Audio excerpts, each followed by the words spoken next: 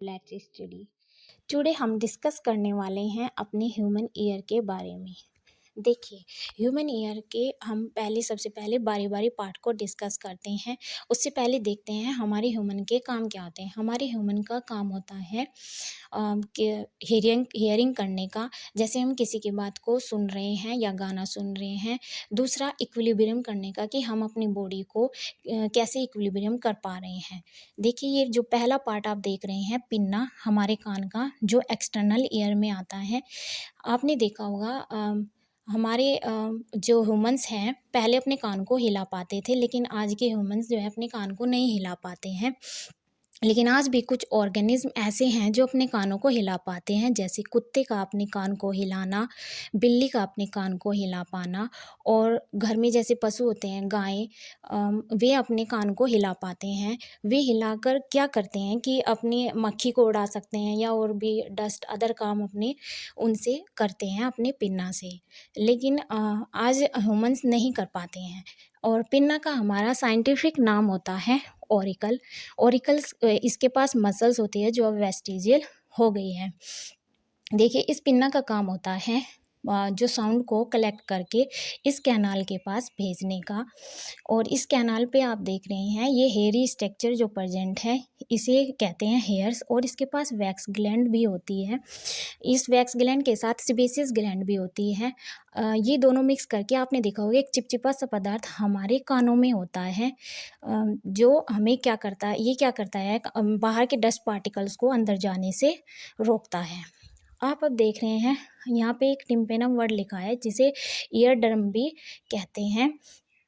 और ये जो हमारे कान में दो टिम्पेनम होते हैं, और ये जैसे मैसेज टिम्पेनम के पास गया, ये वाइब्रेशन, अब ये वाइब्रेशन जो है हमारे मिडिल ईयर के पास जाते हैं।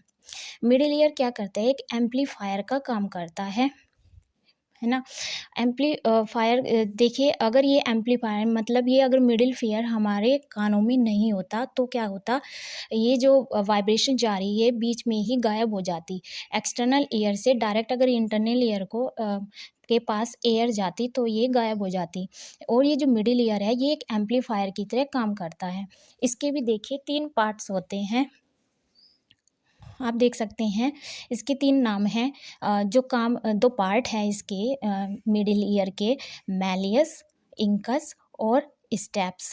देख सकते हैं इनका काम होता है साउंड को एम्पलीफाई करने का काम इनका होता है। आप देख सकते हैं ये जो लास्ट में एस यानी स्टेप्स है, स्टेप्स जो है आकर के रुकती है सेकंड टिम्पेनम के पास। इसके भी 2 पार्ट्स होते हैं। इसमें सेकंड टिम्पेनम में 2 विंडो होती है, ओवल विंडो जिसे फिनेस्टेरा ओवलिस कहते हैं, दूसरी विंडो जिसे फिनेस्टेरा रोडेंटस कहते हैं। जो ये फिनेस्टेरा रोडेंटस है जा रही है कोक्लिया के पास, यहाँ पे सारी वाइब्रेशन को इकट्ठा कर देती है। आप देख सकते हैं इधर जो ये डायग्राम मैंने बनाया है ये इंटरनल ईयर का डायग्राम है। और इसमें देखिए, अब ये आप देख रहे हैं एक डायग्राम यहाँ पे इंटरनल ईयर की, ये जो बाहरी वाली लेयर है इसे बोनी लेब्रिंथ कहते हैं।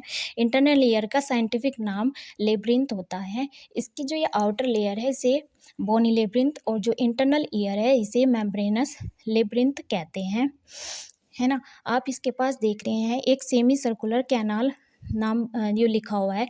इस सेमी सर्कुलर कैनाल का काम क्या होता है, ये क्या करती है, ये हमारी बॉडी को इक्विलिब्रियम में लाने का काम करती है। कैसे, और देखिए पहले यहाँ पर 2 नाम हो रहे हैं, यूट्रिकल और सैक्युले। ये क्या करते हैं, ये भी इक्विलिब्रियम का काम करते हैं। जब हम गोल गोल घूम रहे होते हैं, यानी बच्चे गोल गोल घूमते हैं या हम लोग भी झूले में जब गोल गोल घूम रहे होते हैं, तब ये सेमी सर्कुलर कैनाल क्या करती है, हमारी बॉडी को फिर से स्टेट पोजीशन में लाने का काम करती है। जो ये सेमी सर्कुलर कैनाल है इसके पास कुछ हेयरी स्ट्रक्चर प्रेजेंट होती है जिसे क्रिस्टा एम्पुलेरिस कहते हैं। ये एम्पुलेरिस क्या करती है, सिग्नल जनरेट करती है। जैसे इसने सिग्नल जनरेट किया, ये सिग्नल क्रेनियल नर्व को जनरेट करता है। जो क्रेनियल नर्व होती है ये ब्रेन के ऑडिटरी कॉर्टेक्स के पास जाती है।